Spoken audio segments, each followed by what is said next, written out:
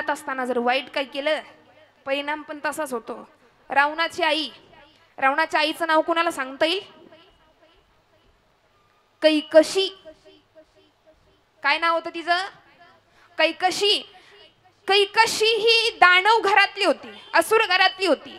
पण रावणाचे जे वडील होते, रावणाचे वडील म्हणजे कुणी सामान्य नाही, सुश्राव्य ऋषी।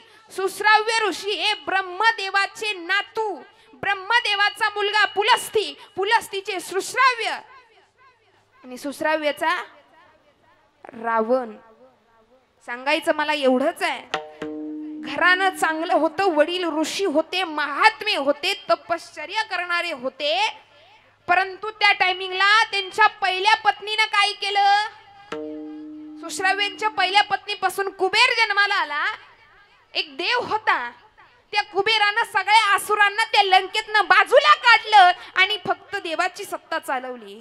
पण ही गोष्ट असुरांना खटकली। मग असुरांनी ठरवलं आपलं राज्य त्या ठिकाणी आलं पाहिजे, म्हणून त्या कैकशीला तयार केलं विश्राव्य ऋषींची लग्न करण्यासाठी।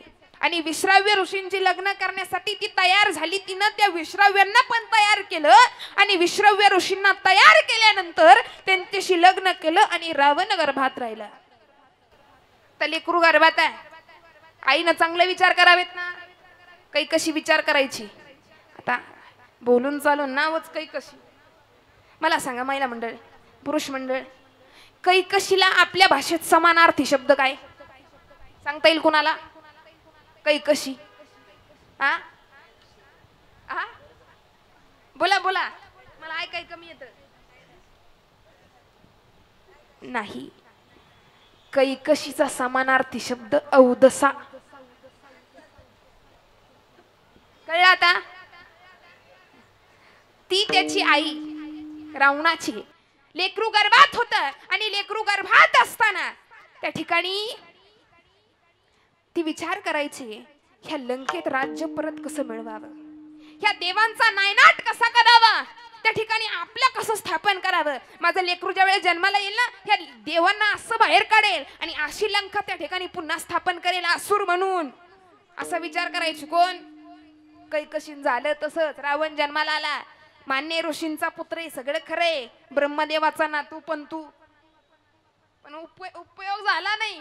जे गर्भात होतं, जे मनात आईनं गर्भात असताना रचलं होतं, तेच त्याच प्रकारे तो रावण घडला गेला। अरे जसा जन्माला आला, थोडासा मोठा झाला की कुबेराला पदावरून हटवलं, हिसकावून घेतलं राज्य, पुन्हा गादीवर बसला, तो रावण होता। सीताई साहेबांना छळलं, तो रावण होता। मग मला सांगा, एकीकडे प्रल्हादाची आई कयाधून, एकीकडे रावणाची आई कैकशी। कयाधून चांगले संस्कार केले, लेकरू घडलं कसं? बोला, कसं घडलं? चांगलं घडलं। एकीकडे कैकशी वाईट संस्कार झाले, घडलं कसं? आता मला सांगा, लेकरू गर्भात असताना जर टीव्ही वरती तुझ्याच जीव रंगला बघत असेल, तर लेकरू जन्माला आले आपण कुठंतरी जीव रंगवणारच ना, खरं आहे ना?